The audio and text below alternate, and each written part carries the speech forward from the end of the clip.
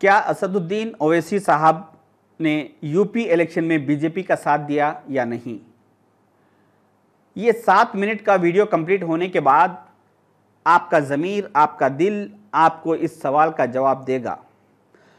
UP election की campaigning में मुझे असदुद्दीन ओवैसी साहब की एक बात बहुत पसंद आई कि वो बार बार यूपी इलेक्शन की कैंपेनिंग में ये कह रहे थे कि मैं यहाँ पर अपने किसी पर्सनल मफाद के लिए नहीं आया हूँ, बल्कि यूपी के मुसलमानों को उनका सियासी हिस्सा दिलाने के लिए आया हूँ।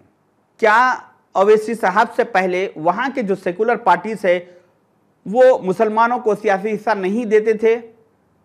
अगर हम 2012 के यूपी के असेंबली इलेक्शन पर नज़र डालें जिसमें ओवैसी साहब ने हिस्सा नहीं लिया था, तो आप ये जानकर हैरत करेंगे कि उस वक्त 2012 में 403 एमएलएस में से 71 यानी 71 मुस्लिम एमएलएस कामयाब हुए, जो कि एक हिंदुस्तान में एक बहुत बड़ा रिकॉर्ड था कि यूपी के असेंबली में 71 मुस्लिम एमएलएस हुआ करते थे।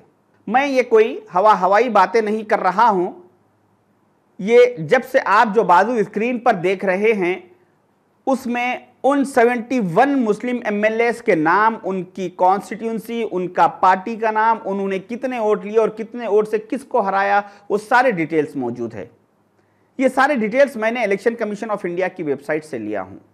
मुसलमानों का यूपी में ये इत्तेहाद और इत्तेफाक को देखते हुए बीजेपी ने 2017 में असदुद्दीन ओवैसी साहब को यूपी इलेक्शन में उतारा। उसके बाद AIMIM के सारे मुस्लिम कैंडिडेट उन जीते हुए मुस्लिम एमएलएस के खिलाफ उतरे, जिससे हुआ ये कि जब 2017 का यूपी इलेक्शन का रिजल्ट आया, मैं बहुत दर्द और तकलीफ से कह रहा हूं, आप ये जानकर हैरत करेंगे कि उन 71 मुस्लिम एमएलएस में से सिर्फ 26 मुसलमान कामयाब हुए, बाकी 45 मुसलमान एमएलएस हार गए।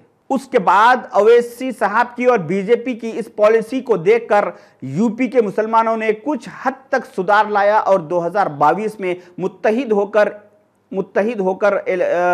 वोटिंग किया, जिससे हुआ ये कि 2022 के इलेक्शन में तो बीजेपी जीत तो गई, मगर 26 मुसलमानों की जगह 36 मुस्लिम एमएलएस कामयाब हुए।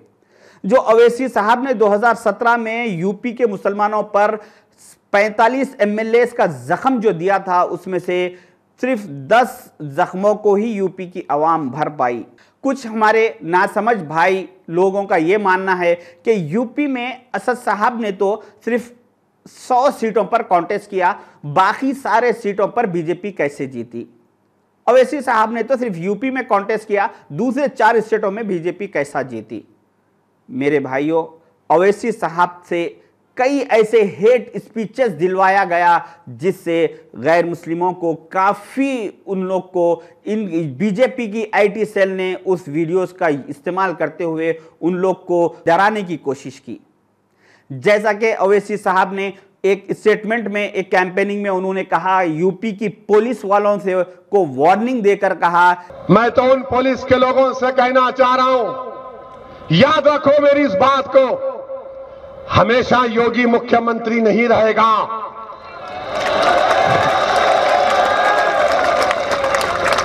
हमेशा मोदी प्रधानमंत्री नहीं रहेगा।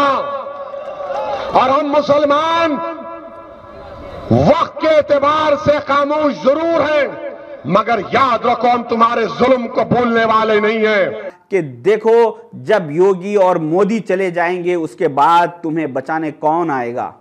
यानी जब हम तुम्हारे से जब बदला लेंगे तो जब तुम्हें कौन बचाएगा।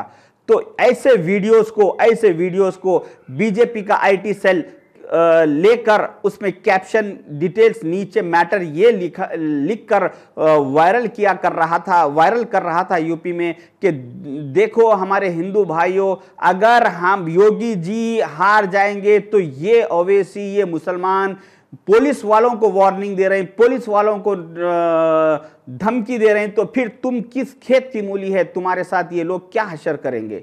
इस अंदाज में वहाँ के हिंदुओं को डराया गया ओवैसी साहब से ऐसे स्टेटमेंट दिलवा के।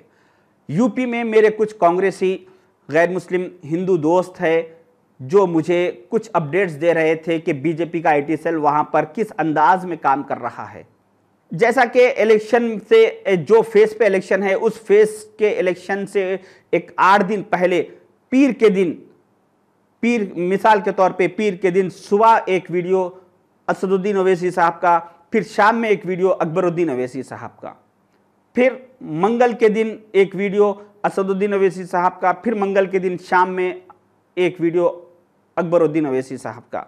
तो इस अंदाज में रोज सुबह एक शाम एक, सुबह एक शाम एक, ऐसे वीडियोस उन लोग को भेजे गए और उनको डराया गया। अरे हिंदुस्तान, हम 25 गॉड है ना, तुम 100 गॉड है ना। 15 मिनट के लिए पुलिस को हटा लो, बता लेंगे किसमें हिम्मत है, कौन ताकत। और वहां पर वो कामयाब भी हासिल करने में कामयाब हुए।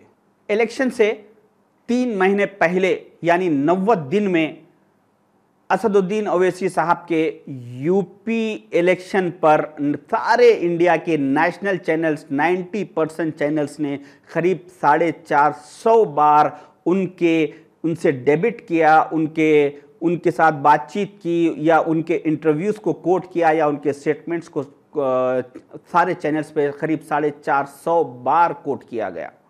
और वारिस पठान जो कि महाराष्ट्र के साबिका एमएलए रह चुके एआईएमआईएम के, उनको 92 टाइम्स करीब उनको नेशनल चैनल्स पर डेबिट पे या उनके स्टेटमेंट्स को बताया गया। जबकि आपको ये मालूम होना चाहिए कि वारिस पठान साहब का कोई पॉलिटिकल बैकग्राउंड नहीं है, वो सिर्फ एक मर्तबा के एमएलए रह चुके, बाकी उनका और कोई दूसरा रिकॉर्ड नहीं है। उनको नेशनल टीवी के नेशनल चैनल्स पर गोदी मीडिया ने करीब 92 टाइम्स एक्सपोज करने की कोशिश की। आजादी लेनी पड़ेगी और जो चीज मांगने से नहीं मिलती उसको छीन के लेना पड़ेगा, ये भी याद रखना। 15 करोड़ है मगर 100 के ऊपर भारी है, याद रख लेना ये बात। जबकि उसी इलेक्शन चल रहा है यूपी का और महाराष्ट्र के साबिका एक टाइम के एमएलए को लाकर यहां पर बात की जा रही है। जबकि उस यूपी में 2017 में 71 मुस्लिम एमएलए रह चुके। उन 71 मुस्लिम एमएलए में से कई मुसलमान एमएलओ के पास जब ये गोदी मीडिया के लोग जाकर पूछे कि आप हमारे चैनल पे आइए, हमारे साथ डेबिट कीजिए, हमारे साथ बात कीजिए, हम आपको ये सवाल करेंगे, आपको ये जवाब देना होगा, तो उन हिंदू मुस्लिम इशू पे बात करना होगा, तो उसमें से कई एमएलएस ने इस बात से साफ इनकार कर दिया कि हम मुसलमान हैं, हमारा मजहब, हमारे रसूल, हमारी कुरान हमें इस बात की इजाज़त नहीं देते कि हम किसी दूसरे मज़हब के ख़िलाफ़ बोले या दूसरे मज़हब के लोगों के ख़िलाफ़ बोले। हमें इस बात की इजाज़त नहीं है, हमारे इस्लाम से हम ये काम नहीं करेंगे। तो उसके बाद ये एमपी साहब और ये वारिस पठान साहब दोनों वेलकम किया उन मीडिया चैनल वालों को, और वहाँ पे एक मखसूस मज़हब को लेकर बार बार इश्यूज उठाते रहे, जिससे नतीजा ये हुआ कि वहाँ पर भी बीजेपी जीतने में काफ़ी कामयाब रही। मेरी ये आप लोगों से अदबन गुजारिश है कि आप सोच समझ के अपना वोट का हक इस्तेमाल कीजिए। इन फ़िरका परस्त पार्टियों में मत जाइए, इनके खिलाफ काम कीजिए, सेकुलरिज्म की तरफ आइए। अल्लाह हाफिज़।